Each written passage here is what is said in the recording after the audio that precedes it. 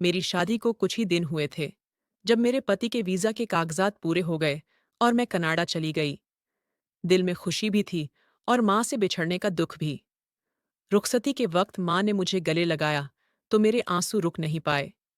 माँ के होठों पर बस एक प्रार्थना थी, बेटी, तुझे वह सारी खुशियां नसीब हों जो मैंने कभी ख्वाब में भी नहीं देखी।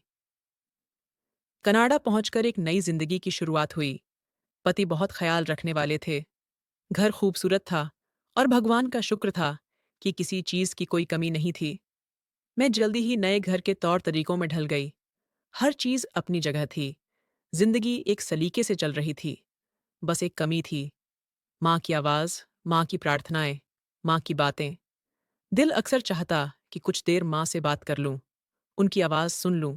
लेकिन जब भी मैं अपने भाई या भाभी को फोन करती, हमेशा एक ही जवाब मिलता, माँ तो दवा खाकर सो गई हैं, या वो अभी मोहल्ले की चाची के घर गई हैं, आते ही बात करवा दूंगी।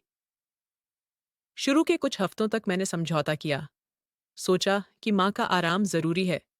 लेकिन फिर यह बहाने रोज की बात बन गए।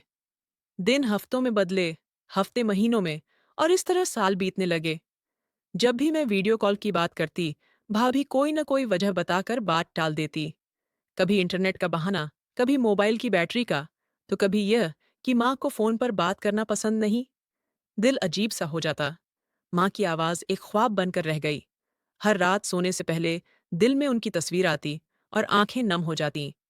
एक दिन दिल बहुत बेचैन था। मैंने जिद की कि आज तो माँ से बात करनी ही है। भाभी ने फोन उठाया और कहा, रिया, अभी तो माँ सो रही हैं, बाद में बात करवा दूंगी। मैंने कहा, बस 2 मिनट, उनकी आवाज ही सुनवा दो। भाभी ने फोन काट दिया। मैं चुप हो गई, मगर दिल की बेचैनी और बढ़ गई। कुछ दिन बाद मैंने माँ की तस्वीर मांगी। भाभी ने कुछ तस्वीरें भेजीं। जब मैंने उन्हें देखा तो दिल दहल गया। माँ बहुत कमजोर लग रही थी। चेहरे पर वो रौनक नहीं थी जो मैं छोड़कर आई थी। आंखों में अजीब सी थकान थी और होठों पर वो पुरानी मुस्कान भी गायब थी। मैंने तुरंत भाभी से पूछा, माँ इतनी उदास क्यों लग रही हैं?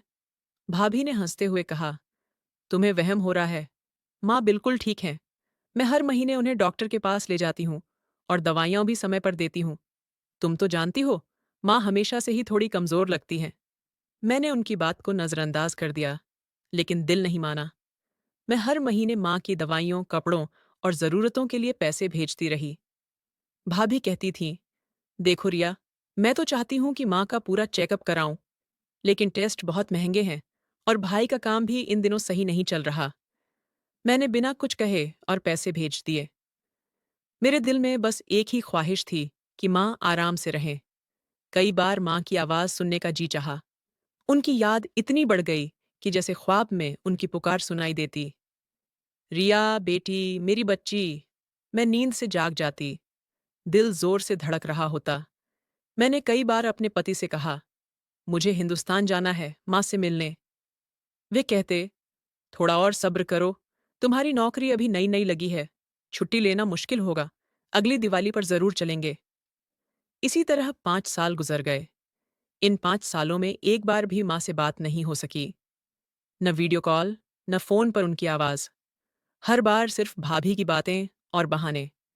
मैं माँ के लिए कपड़े, दवाइयाँ, चादरें, सब कुछ भेजती रही।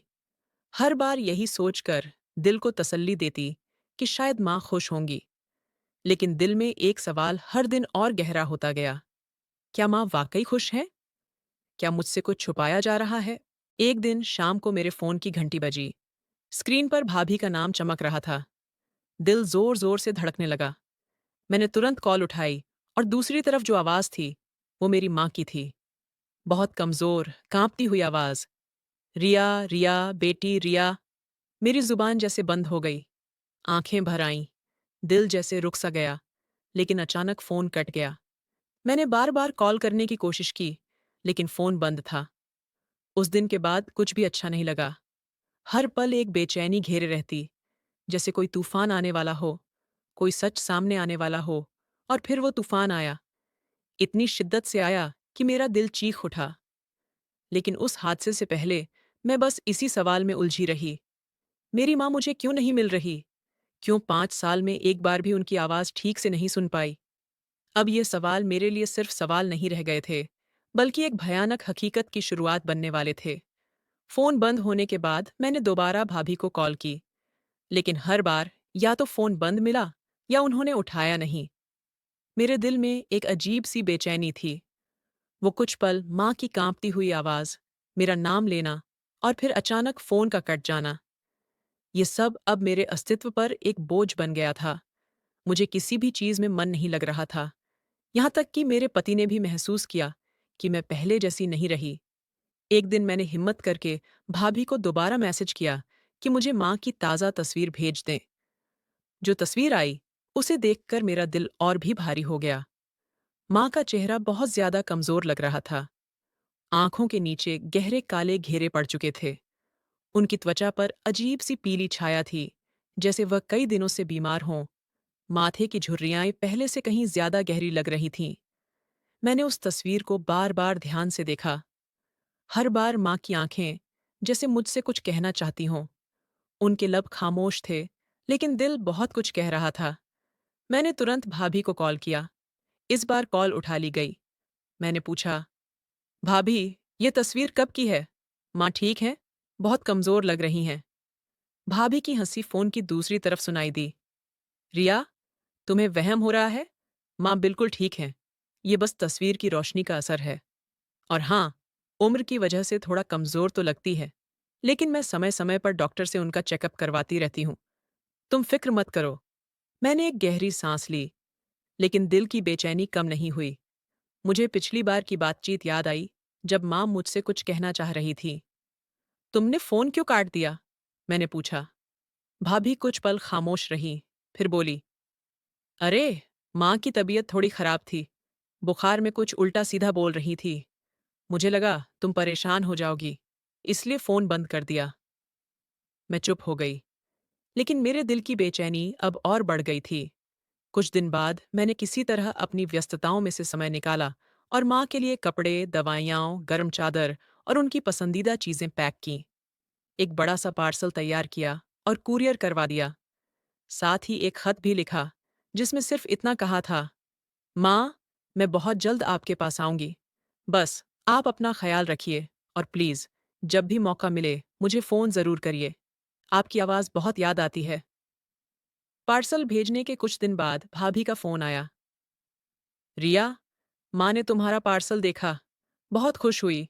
वो तो इतना रो दी कि हमें डर लगा कि कहीं उनकी तबीयत न बिगड़ जाए। तुम वाकई बहुत ख्याल रखती हो उनका। मैंने पूछा, क्या उन्होंने कुछ कहा? भाभी ने हल्के से मुस्कुराते हुए कहा, कह रही थी, भगवान मेरी बेटी को सलामत रखे।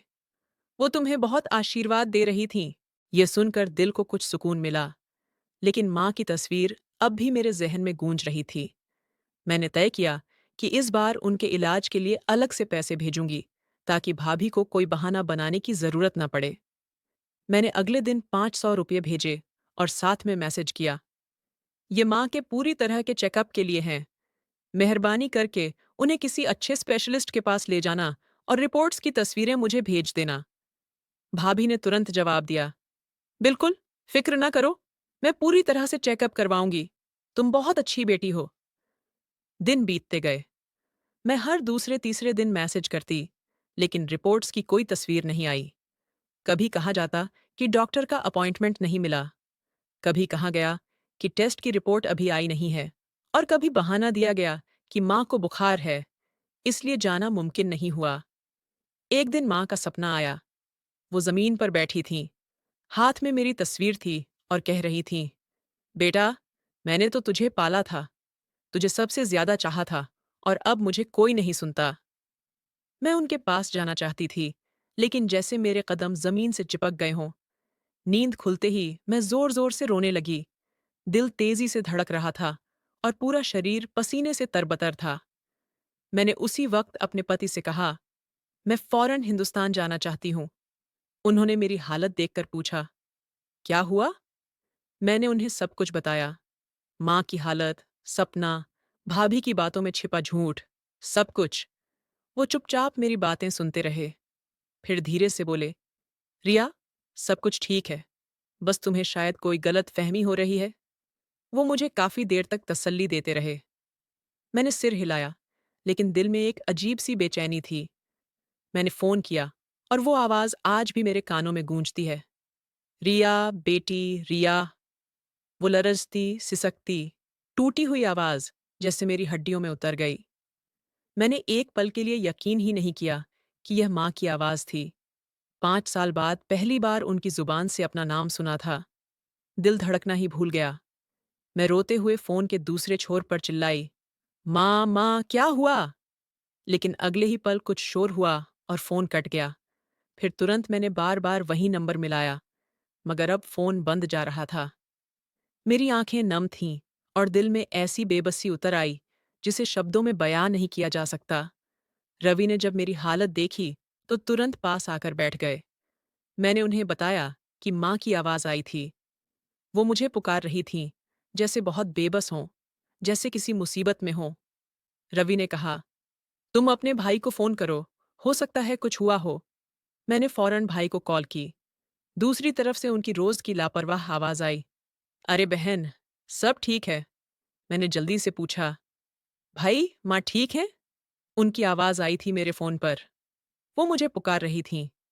भाई ने जोर से हंसते हुए कहा, अरे, वो तो कभी कभी दवाइयों के असर में बहकी बहकी बातें करती हैं। कल भी कह रही थीं कि तुम हिंदुस्तान आ गई हो, जबकि तुम तो कनाडा में हो। मैं चुप रही, लेकिन मेरा दिल जोर जोर से धड़कने लगा। भाई ने कहा, तुम परेशान मत हो, माँ का पूरा ध्यान रखा जाता है। उनके बिस्तर पर हर चीज समय पर पहुंचती है। तुम्हारी भाभी तो दिन में 2 बार उनके पांव दबाती है। तुम्हारी भाभी बहुत सेवा करती हैं तुम्हारी माँ की। मैंने धीमे लहजे में बस इतना कहा, भाई, कभी मेरी माँ से बात करवा देना प्लीज। उन्होंने हंसते हुए कहा, जरूर, कल ही करवाता हूँ। बस आज वो सो रही हैं। कॉल कट गई, मगर दिल की बेचैनी और बढ़ गई। अगली सुबह मेरा मन किसी काम में नहीं लग रहा था। मैंने पूरा दिन इसी सोच में बिता दिया। शाम के वक्त कनाडा का मौसम कुछ बदला बदला सा था। बादल छाए हुए थे। हल्की हल्की बारिश हो रही थी। मैं खिड़की के पास बैठी यही सोच रही थी, क्या वाकई सब ठीक है? उसी समय दरवाजे की घंटी बजी। मैंने दरवाजा खोला तो देखा कि हिंदुस्तानी महिला शांति आंटी खड़ी थीं। वह कभी कभार हमारे घर आती थीं। बहुत नेक दिल और संवेदनशील थीं। मैंने उन्हें अंदर बुलाया। बैठते ही उन्होंने मेरी आंखों की सुर्खी देखी और पूछा, बेटा, सब ठीक है? मैं खुद को रोक न सकी और उन्हें सब कुछ बता दिया। माँ की आवाज, फोन बंद होना, भाई का लापरवाह रवैया और दिल की बेचैनी। उन्होंने गहरी सांस ली और कहा, रिया, बेटा, कभी कभी जो दिखाया जाता है वह सच नहीं होता। तुम्हारी माँ के चेहरे की जो तस्वीरें तुमने मुझे दिखाई थीं, वो उनकी खामोश चीखें थीं। उनकी बात ने मेरे दिल की हालत बयान कर दी। उसी पल शांति आंटी ने एक अजीब बात कही। मुझे कुछ याद आया, शायद तुम्हें मालूम ना हो। पिछले साल जब मैं हिंदुस्तान गई थी, तो तुम्हारी माँ की मोहल्ले वाली राधिका चाची से मुलाकात हुई थी। उन्होंने कहा था कि माँ बहुत कम बाहर दिखती हैं और अक्सर शाम को उनके कमरे से रोने की आवाजें आती हैं। मैं चौंक गई। क्या वाकई? चाची ने सिर हिलाया। हाँ बेटी। और राधिका, चाची ने कहा कि उन्होंने कई बार तुम्हारी भाभी को माँ से ऊंची आवाज में बात करते सुना है। यह बात मेरे लिए जैसे बिजली गिरने जैसी थी। मैंने कभी कल्पना भी नहीं की थी कि माँ इतनी तकलीफ में होंगी। फिर मेरी आंखों के सामने माँ का वही कमजोर चेहरा घूम गया। खाली आंखें, झुर्रियों में छुपी दर्द भरी कहानियां। उसी रात मैंने भाई को एक सख्त संदेश भेजा, भाई, कल शाम वीडियो कॉल पर माँ से बात करवाना। चाहे वह सो रही हो या जाग रही हो, मुझे उनसे खुद बात करनी है। अगर नहीं करवाया तो मैं खुद हिंदुस्तान आ रही हूँ। काफी देर तक कोई जवाब नहीं आया। फिर एक मैसेज आया, ठीक है, कल शाम करवा दूंगा। मैंने अपने पति को बताया और हम दोनों ने तय किया कि अगर कल भी बात ना हो पाई तो हम बिना बताए हिंदुस्तान रवाना हो जाएंगे। दिल जैसे किसी तूफान से पहले की खामोशी में था। माँ की पुकार, राधिका चाची की गवाही, शांति आंटी की बातें और भाई की लापरवाही, सब कुछ एक एक करके जोड़ने लगी थी। अब मैं जान चुकी थी कि सिर्फ आवाज सुन लेना काफी नहीं होगा। मुझे अपनी माँ की आंखों में देखकर जानना होगा कि वो मुझसे क्या कहना चाहती हैं। दिवाली का त्योहार करीब आ रहा था और मौसम में भी एक आकर्षक बदलाव आ चुका था। कनाडा में बर्फबारी थम चुकी थी। दिन कुछ लंबे और नरम हो चले थे। एक रोज पति ने कॉफी का कप सामने रखते हुए कहा, रिया, तुम्हें क्या लगता है अगर इस बार दिवाली हिंदुस्तान जाकर मनाए? मेरे दिल ने जैसे जश्न मना लिया। मैंने हैरानी से उनकी तरफ देखा और अनायास ही मेरी आंखें भीग गईं। क्या वाकई? मैंने पूछा। उन्होंने मुस्कुराकर कहा, हाँ, तुम कई दिनों से माँ की बात कर रही हो और मेरा भी दिल है कि इस बार सबको सरप्राइज दें। किसी को न बताए, बस अचानक जा पहुंचे। मैंने सिर हिलाया और दिल जैसे किसी ख्वाब में डूबने लगा। मैंने लम्हों में तैयारी शुरू कर दी।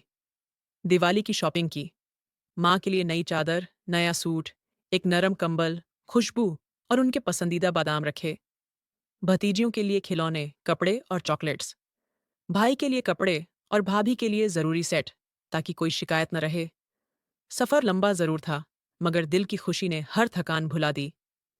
जैसे ही जहाज ने लैंड किया, दिल बेकरार हो गया, जैसे कोई बच्चा अपनी माँ की गोद में छुप जाना चाहता हो। हम सीधे ससुराल गए। कुछ घंटे वहां गुजारे।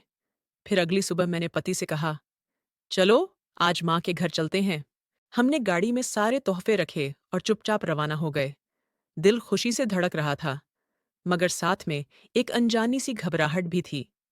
जब हम गली के कोने पर पहुंचे, मैंने पति से कहा, तुम गाड़ी यहीं रोक दो, मैं पैदल जाऊंगी ताकि कोई देख न ले।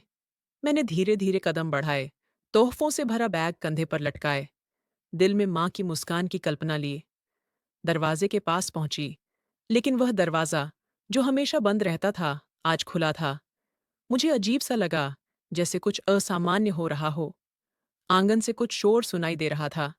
मैंने अंदर झांका तो मोहल्ले की कुछ औरतें आंगन में खड़ी थीं, चेहरों पर हैरानी, कुछ के माथे पर चिंता की लकीरें। मैंने एक महिला से पूछा, आंटी, सब ठीक है ना? उन्होंने चौंक कर मेरी तरफ देखा और धीमे स्वर में कहा, तुम रिया हो ना बेटी? अंदर जाकर देखो, बहुत बुरा हाल है। मेरे कदम जैसे जमीन से उखड़ गए। मैं तेजी से अंदर भागी और जो मंजर देखा, उसने मेरे होश उड़ा दिए। माँ जमीन पर गिरी हुई थीं और भाभी उन पर झाड़ू बरसा रही थीं। उनके मुंह से गालियों की बौछार हो रही थी। बुढ़िया, मैं तुझसे तंग आ चुकी हूँ। गर्म पानी मेरे बच्चों पर फेंक दिया। अब तुझे मजा छकाती हूँ। माँ चीख रही थीं, सिसक रही थीं। उनके हाथ ऊपर उठे हुए थे, जैसे रहम की भीख मांग रही हों। मैंने चीख कर कहा, भाभी, बस करिए। वो चौंक कर रुक गई। झाड़ू हवा में ही थम गया। बोली, तो तुम आ गई? उसका चेहरा तमतमाया हुआ था। आंखें फैल गईं और वह पीछे हट गई। मैं भागकर माँ के पास पहुंची। उनका शरीर कांप रहा था। चेहरे पर खरोंचें थीं, कपड़े गंदे थे और आंखें नम थीं। मैंने उन्हें गले से लगा लिया। मेरे कपड़े उनके आंसुओं से भीग गए। माँ, मैं आ गई हूँ। आपकी रिया आ गई है। उन्होंने लरजते हाथों से मेरा चेहरा छुआ और बस इतना कहा, बेटी, देर हो गई। मेरे पति भी अंदर आ चुके थे। उन्होंने तुरंत हालात को संभाला। मोहल्ले की औरतें खामोशी से यह सब देख रही थीं। कुछ ने आंसू पोंछे और कुछ आह भरकर वापस लौटने लगीं। मैंने माँ को सहारा देकर गाड़ी तक पहुंचाया। उनके शरीर पर नीले निशान थे, कुछ जगहों पर जलन के भी। मैंने पति से कहा, सीधे अस्पताल चलो। रास्ते भर माँ मेरा हाथ पकड़े रही, जैसे डर हो कि मैं उन्हें फिर से छोड़ न दूं। उनकी आंखों में एक ऐसा खौफ था जो बरसों के जुल्म की कहानी कह रहा था। अस्पताल में चेकअप हुआ। डॉक्टर ने कहा, इनके कुछ जख्म पुराने हैं और कुछ हाल ही के हैं।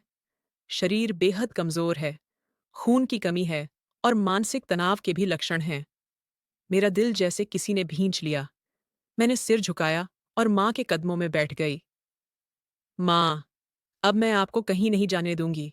आप मेरे साथ रहेंगी, हर वक्त, हर लम्हा। और उसी पल मैंने दिल में ठान लिया, यह दिवाली मेरी जिंदगी की सबसे बड़ी हकीकत लेकर आई है। अब मैं अपनी माँ को किसी जालिम के रहमोकरम पर नहीं छोड़ूंगी। अस्पताल के कमरे में खामोशी थी। सिर्फ दिल की धड़कनें और ड्रिप की बूंदों की आवाज गूंज रही थी। माँ सफेद बिस्तर पर लेटी थीं। उनकी सांसें धीमी लेकिन लगातार चल रही थीं। मैं एक पल के लिए भी उनका हाथ छोड़ने को तैयार नहीं थी। वो बार-बार मेरी तरफ देखतीं और फिर आंखें बंद कर लेतीं, जैसे यकीन कर रही हों कि मैं सच में उनके सामने हूं। एक पल में माँ की आंखें भर आईं। वो धीरे से उठने की कोशिश करने लगीं। मैंने उन्हें सहारा दिया। उनके कांपते होठों से एक वाक्य निकला, बेटी, मुझे लगा था कि मैं तुझे मरने से पहले नहीं देख पाऊंगी। मैंने उनका माथा चूमा, आंखों से आंसू पोंछे और कहा, अब आप मेरे साथ हैं माँ, अब कुछ नहीं होगा। कमरे की एक दीवार पर एक साया सा पड़ा हुआ था। शायद सूरज की ढलती किरणों का असर था या मेरे दिल की उलझन का अक्स। मगर उस पल माँ ने अपनी चादर के पल्लू से आंसू पोंछे और आसमान की ओर झोली फैलाई। हे भगवान, आज तूने मेरी शिकायत सुन ली, मेरी बेटी को मेरे पास भेज दिया। मैंने जो सहा, जो जुल्म बर्दाश्त किया, अब तू इंसाफ का दरवाजा खोल दे। मैंने उनकी कांपती हुई झोली को देखा और मेरा दिल जैसे छलनी हो गया। उनका शरीर नीले निशानों से भरा हुआ था। हाथों पर पुराने जख्मों के निशान थे, कुछ ताज़ा थे, जिन पर पट्टी बंधी हुई थी। उनका एक बाजू सूजा हुआ था, जैसे किसी भारी चीज से चोट लगी हो। कमर पर जलने का गहरा निशान देखकर मेरे वजूद में जैसे आग लग गई। मैंने धीरे से पूछा, ये सब कैसे हुआ माँ? उन्होंने नजरें चुरा लीं, लेकिन फिर जैसे सदियों का बोझ दिल से उतारने का वक्त आ गया हो। रिया बेटी, यह एक दिन की बात नहीं है। तेरी शादी के बाद से ही, जब घर में मेरी आवाज सुनाई देना कम हो गई, तब से तेरे बाद वो मुझे एक नौकरानी से भी बदतर समझने लगी। मैं समझती थी कि घर के काम मेरी जिम्मेदारी है। सोचा, बहू नई नई आई है, मैं संभाल लूंगी। लेकिन जल्दी ही उसने हुक्म चलाना शुरू कर दिया। कभी चाय देर से दी तो बर्तन फेंक दी, सफाई में जरा सी देर हो गई तो गालियां दी। वो खामोश बैठी थीं, आंखें आंसुओं से भरी हुई थीं, सांसें रुकी सी लग रही थीं। पहले तो सिर्फ जुबान की सख्ती थी, लेकिन जैसे जैसे साल गुजरते गए, उसके हाथ भी सख्त होते गए। तेरे भाई से शिकायत करती तो कहता, माँ, सब्र करो, वो थकी हुई होती है। माँ का लहजा टूट चुका था, जैसे हर शब्द के साथ कोई जख्म कराह रहा हो। पिछले महीने की बात है, जब वो गर्म पानी वाला हादसा हुआ। मैंने सिर्फ अपने नहाने के लिए पानी गर्म किया था। बाल्टी बाथरूम के दरवाजे के पास रखी थी। जैसे ही मैं लेकर जाने लगी, बच्चे खेलते खेलते आ गए और एक बच्चा मुझसे टकरा गया। बाल्टी हिल गई, कुछ छींटे उनके कपड़ों पर पड़ गए। बच्चा रोने लगा और बस फिर माँ की आंखें भर आईं, आवाज रंध गई। वो आई और बिना कुछ सुने वहीं गर्म पानी की बाल्टी मुझ पर फेंक दी। मैं चीखी, तड़पी, लेकिन वो बस चिल्लाती रही, बुढ़िया, मेरे बच्चे जला दिए तूने। मेरा दिल जैसे जड़ हो गया था। मैं माँ के जख्मों को छूने से डर रही थी, कहीं उनकी तकलीफ और न बढ़ जाए। मोहल्ले वालों ने शोर सुना और आकर बचाया, वरना शायद। उन्होंने बात अधूरी छोड़ दी। मैंने उनके हाथ चूम लिए, आंखों से बहते आंसू रोक नहीं पाई। माँ, आपने मुझे पहले क्यों नहीं बताया?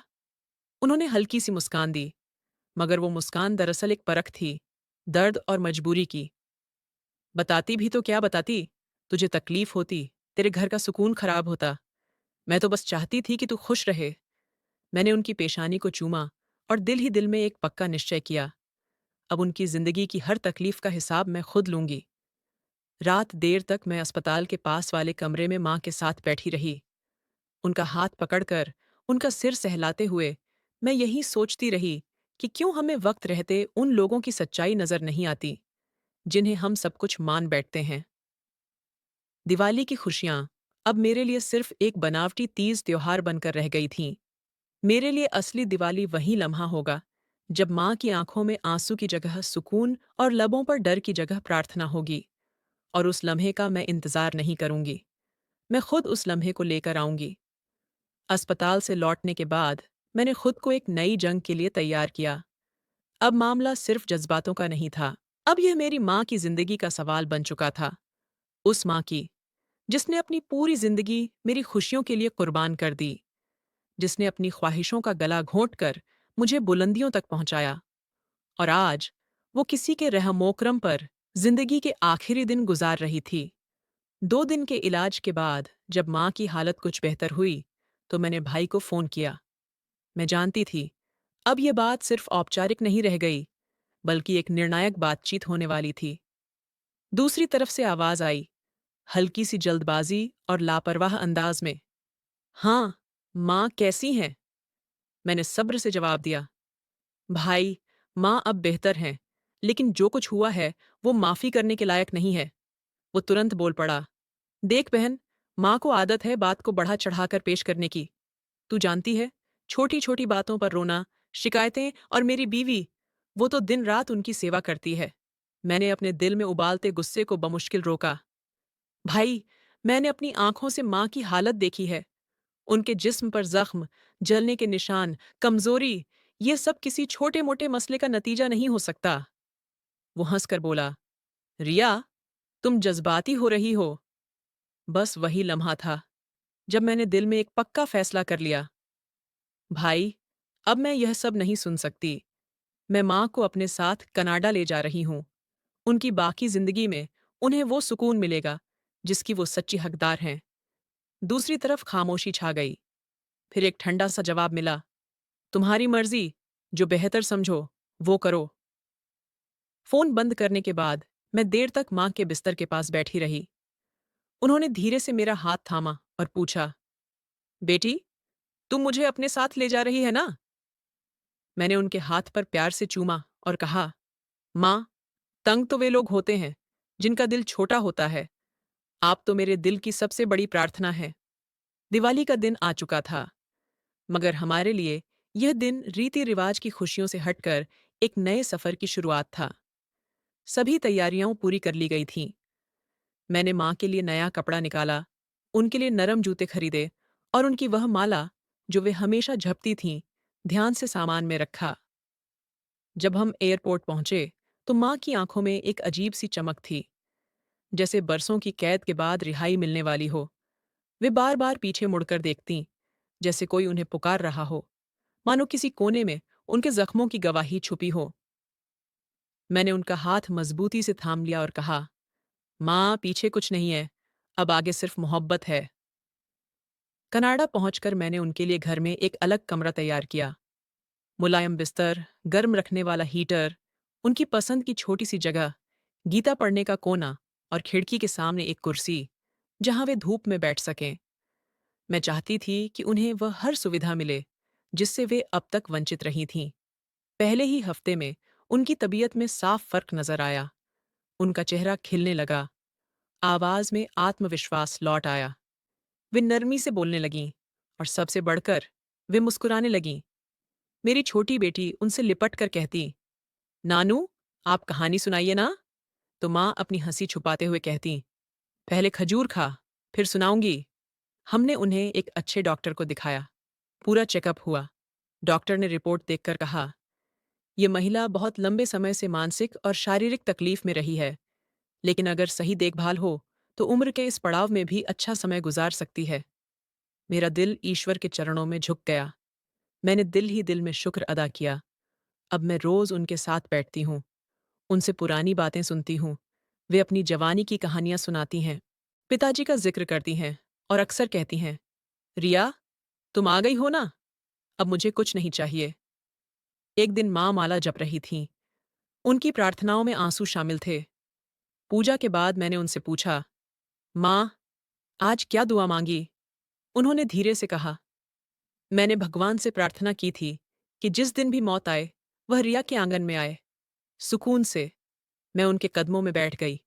आंखों से बहते आंसुओं में एक अजीब सा सुकून था।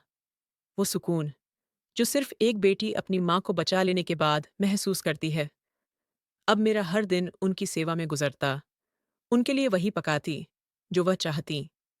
दवाइयाँ समय पर देती और रात को सोने से पहले उनके माथे पर हाथ रखकर उनकी नींद का पहरा देती। मगर मुझे पता था, ये सब कुछ देर से हुआ है। लेकिन कभी-कभी देर से मिला इंसाफ इंसान को वो खुशी दे जाता है, जो समय पर मिली राहत नहीं दे सकती। और मैं वह हर लम्हा माँ की आंखों में देख रही थी। माँ की सांसों में अब वह बेचैनी नहीं थी, जो हिंदुस्तान में हर वक्त उनके चेहरे पर छाई रहती थी। वे सुबह पूजा पाठ करतीं, फिर खिड़की के पास बैठकर गीता पढ़तीं और शाम को चाय के साथ पुरानी यादें दोहरातीं। मैं उनके साथ वक्त गुजारती, उनकी बातों में डूब जाती और हर दिन एक नई प्रार्थना बनकर गुजरता। एक दिन सुबह जब मैं नाश्ता तैयार कर रही थी, मेरा फोन बजा। स्क्रीन पर हिंदुस्तान का नंबर देखकर दिल एक पल को रुक सा गया। फोन उठाया तो दूसरी तरफ मेरे चचेरे भाई की आवाज थी, जो आमतौर पर रस्मी हालचाल के लिए कॉल करता था। उसने कहा, रिया, बात सुनो, जरा संभल कर बैठो। मैंने फौरन पूछा, क्या हुआ? भाई के बारे में कुछ है?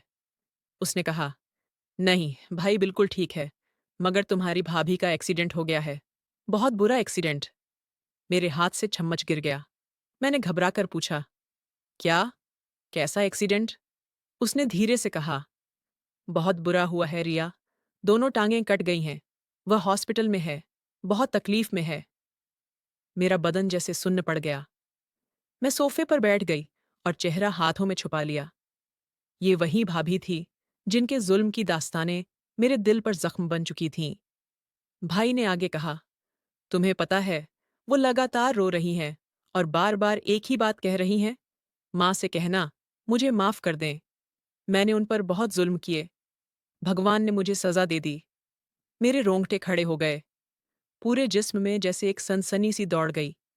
मुझे माँ की वह प्रार्थना याद आ गई जो उन्होंने अस्पताल में झोली उठाकर मांगी थी। हे भगवान, अभी इसी दुनिया में मेरा इंसाफ कर दे, मुझे वह लम्हा दिखा दे जब जालिम को उसके कर्म की सजा मिले। क्या यह वही लम्हा था? क्या वाकई माँ की बद्दुआ इस तरह रंग लाई थी? मेरा दिल कांप गया और आंखों के सामने एक धुंध सी छा गई। शाम को मैंने माँ से बात की। उनके चेहरे पर एक सुकून और रोशनी थी, जैसे कहीं से कोई राहत मिली हो। मैंने बात छुपाई नहीं, धीरे से कहा, माँ, हिंदुस्तान से फोन आया था, भाभी का एक्सीडेंट हो गया है। माँ का हाथ कांपने लगा, मगर आंखों में हैरत की जगह एक गहरा सुकून दिखाई दिया। कैसा हादसा? मैंने धीरे से पूछा। उसकी दोनों टांगें कट गईं। वह तुम्हें याद कर रही है, रो रो कर माफी मांग रही है। कुछ पल खामोशी रही, फिर माँ ने आंखें बंद कीं और आसमान की ओर हाथ उठा दिए। भगवान, तू बड़ा इंसाफ करने वाला है। मैंने तेरी अदालत पर यकीन रखा और तूने मेरे यकीन को कायम रखा। मैं माँ के पास बैठ गई, उनका हाथ थामते हुए कहा, माँ, अब आपके साथ कोई जुल्म नहीं करेगा। अब न कोई आवाज दबेगी, न कोई जख्म मिलेगा। माँ ने मेरी तरफ देखा। उनकी आंखों में नमी थी, मगर वह आंसू शुक्र के थे, खौफ के नहीं। बेटी, मैंने कभी किसी के लिए बुरा नहीं चाहा, उन्होंने कहा, लेकिन जो मेरे साथ किया गया, वो भगवान ने देखा। और आज अगर वह औरत माफी मांग रही है, तो यह उसकी सजा नहीं, भगवान की तरफ से दी गई एक निशानी है। मैंने पूछा, तो क्या आपने उसे माफ नहीं किया? वो थोड़ी देर रुकीं, फिर बोलीं, मैं इंसान हूं, मेरे दिल में दर्द भी है, जख्म भी, लेकिन भगवान के इंसाफ के बाद मैं अपनी तरफ से सब छोड़ देती हूँ। उसकी अदालत ही काफी है। मैं जानती थी, ये माँ की आजमाइश थी। वो जो बरसों तक बेबसी सहती रहीं, आज भी माफ करने को तैयार थीं। कुछ दिन बाद फिर हिंदुस्तान से खबर मिली, भाभी की हालत और बिगड़ गई है। उनका मानसिक संतुलन भी प्रभावित हो चुका है। कभी वह चीखती, कभी हंसती और बार बार कहती, मेरी टांगें नहीं हैं, माँ को बुला दो, मैं उनके कदमों में गिरना चाहती हूँ, वो मुझे माफ कर दें। जब मैंने माँ को बताया, तो उन्होंने बस इतना कहा, बस भगवान उसे सुकून दे दे। शायद वो अब भी नहीं समझ पाई कि उसने क्या खोया। मैंने सोचा, यह वही औरत थी जिसने मेरी माँ की जिंदगी को कैद खाना बना दिया था, जिसके हर लफ्ज और हर हाथ ने माँ के जिस्म और दिल पर जख्म छोड़े थे। आज वह खुद अपनी ही जात की कैद में गिरफ्तार थी, टूटी हड्डियां, कटी टांगें और बिखरे होश। ये भगवान का प्रबंध था, जो हमेशा अपना इंसाफ वक्त पर करता है। माँ की प्रार्थना, सब्र और खामोशी ने वो कर दिखाया जो शायद कोई और न कर पाता। और मैं हर दिन माँ के साथ वो लम्हा याद करती थी जब उन्होंने झोली उठाकर कहा था, हे भगवान, मुझे इंसाफ देखना है। और भगवान ने वो दिखाया। सुबह की हल्की रोशनी खिड़की से कमरे में आ रही थी। माँ नरम कंबल में लिपटी पूजा कर रही थीं। उनकी आंखें बंद थीं, लब हल्के हल्के हिल रहे थे और चेहरे पर एक खास सुकून फैला था। मैं चुपचाप उनके पास जा बैठी और उनके हाथों को अपने हाथों में ले लिया। वो हाथ, जो कभी थरथराते थे, जिन पर नीले पड़ते थे, जिनकी उंगलियां रोज झाड़ू और बर्तनों से जख्मी हो जाती थीं, आज उनमें नरमी और इत्मीनान था। माँ ने आंखें खोलीं और मुस्कुराईं। बेटी, आज मेरी प्रार्थना कबूल हुई। जब मैंने झोली उठाई थी ना, तो सिर्फ इंसाफ नहीं मांगा था। मैंने यह भी मांगा था कि मैं अपनी आंखों से वह दिन देखूं, जब मेरा भगवान मुझे खामोशी से सम्मानित कर दे। और उसने कर दिया। मेरे आंसू बहने लगे। मैंने माँ का हाथ चूमा और कहा, माँ, भगवान ने आपकी हर वो सिसकी सुनी, जो आपने तन्हाई में ली थी। हर वो आंसू देखा, जो किसी को दिखाए बिना चुपचाप पहुंच लिए थे। माँ ने आंखें मूंद लीं, जैसे किसी दूर के मंजर को याद कर रही हों। बेटी, जुल्म सहना आसान नहीं होता, लेकिन उससे भी ज्यादा मुश्किल होता है चुप रहना।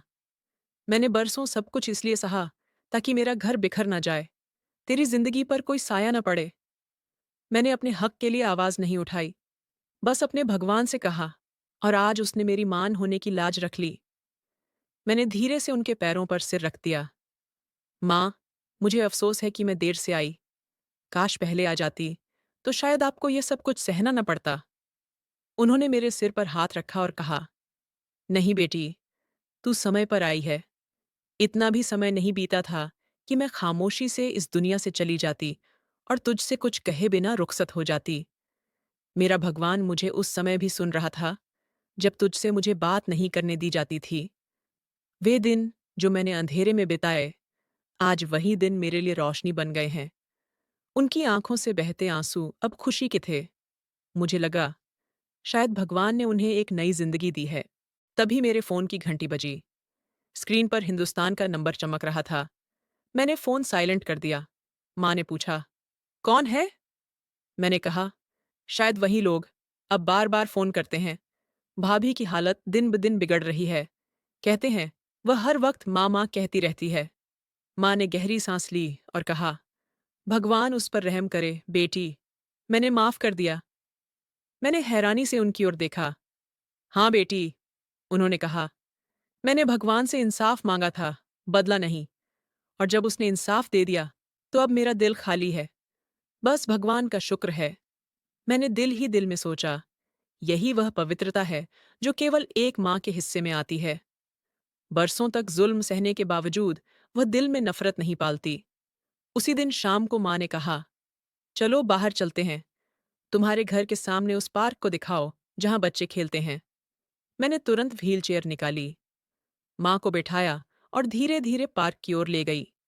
हल्की हवा चल रही थी, पेड़ों के पत्ते झूम रहे थे, जैसे भगवान की रहमत जमीन पर उतर रही हो। वहां पहुंचकर माँ ने दूर तक देखते हुए कहा, कभी कभी चोर भी बेटी को जन्म देता है, पर उसे पालने वाली माँ सिर्फ जननी नहीं होती, वह धैर्य की मूर्ति होती है। और भगवान अपने सब्र करने वाले बंदों को कभी रुस्वा नहीं करता। मैं उनके कदमों में बैठ गई और दिल से शुक्र अदा किया, उस लम्हे का, उस इंसाफ का, उस प्रार्थना का, जो इसी दुनिया में कबूल हुई। अब माँ के चेहरे पर एक तेज था, उनके शब्दों में असर था, और उनकी खामोशी में भगवान का शुक्र छिपा था। माँ जानती थी कि अब वह माँ, जो बरसों तक खामोश रहकर जुल्म सहती रही, अपने भगवान की तरफ से बोल चुकी थी। और दुनिया ने वह दिन देख लिया था, जिस दिन सब्र की कीमत अदा हुई और प्रार्थना ने अपनी ताकत दिखा दी। पार्क की बेंच पर बैठी माँ हवा को महसूस कर रही थीं, जैसे बरसों बाद उन्होंने आज़ादी की खुशबू सूंघी हो। उनके चेहरे पर सुकून की ऐसी झलक थी, जो शायद किसी आराधना करने वाले को साष्टांग प्रणाम करने के बाद नसीब होती है। मैं उनके पास बैठी चुपचाप उन्हें देखती रही। हवा में थोड़ी सी नमी थी, लेकिन माँ के चेहरे पर धूप जैसा जोश था। कुछ देर बाद उन्होंने मेरा हाथ थामा, जैसे बरसों से बिछड़ा कोई हिस्सा फिर से मिल गया हो। रिया, तुमने मेरे लिए जो किया, वह कोई बेटी नहीं करती। तुम सिर्फ मेरी बेटी नहीं हो, तुम मेरी जिंदगी का वो आखिरी सहारा हो, जो मुझे मेरी प्रार्थना के बदले में मिला है। मेरी आंखों से आंसू बेखुद बखुद बहने लगे। माँ, मैंने तो बस अपना फर्ज निभाया है। जो आपने मेरे लिए किया, वो मैं सारी जिंदगी भी नहीं चुका सकती। माँ ने आसमान की तरफ देखते हुए कहा, मैंने भगवान से कभी ज्यादा नहीं मांगा था, बस इतना कहा था कि मरने से पहले मेरे हक का इंसाफ हो जाए, और वह हो गया। एक परिंदा पास आकर बैठा, जैसे वह भी इस लम्हे का गवाह बनना चाहता हो। माँ ने गहरी सांस ली और कहा, जानती हो रिया, जब मैं तन्हाई में रोती थी तो एक ही सवाल मन में आता था, क्या मेरी बेटी कभी मेरे दर्द को समझ पाएगी? क्या वह कभी लौटेगी? और जब तू आई तो मुझे लगा मेरी रूह को वह सुकून मिल गया जिसकी मैं हमेशा से इच्छुक थी। मैंने उनके हाथों को अपनी पेशानी से लगाया। माँ, अब आप कभी अकेली नहीं होंगी। ना आपके लिए कोई आंसू बहेगा, ना आपकी आवाज दबाई जाएगी। शाम गहराने लगी थी। परिंदे अपने घोंसलों की ओर लौटने लगे थे, जैसे प्रकृति भी कह रही हो, जो सफर दुख से शुरू होता है वह सब्र के रास्ते पर चलकर सच्चाई के अंजाम तक जरूर पहुंचता है। हम वापस घर की ओर रवाना हुए। माँ के चेहरे पर वह रोशनी थी जो सिर्फ इंसाफ पाने के बाद ही आती है, और मैं दिल ही दिल में सोचती रही, कभी कभी भगवान हमारी खामोशियों को भी सुनता है, और जब वह बोलता है तो पूरी दुनिया खामोश हो जाती है। यही वह लम्हा था जहां प्रार्थना, सब्र और बेटी की मोहब्बत ने मिलकर एक माँ को वह मुकाम दिला दिया था जो केवल भगवान की अदालत में ही मुमकिन होता है। तो दोस्तों, आपको यह कहानी कैसी लगी? हमें कमेंट करके जरूर बताएं। धन्यवाद।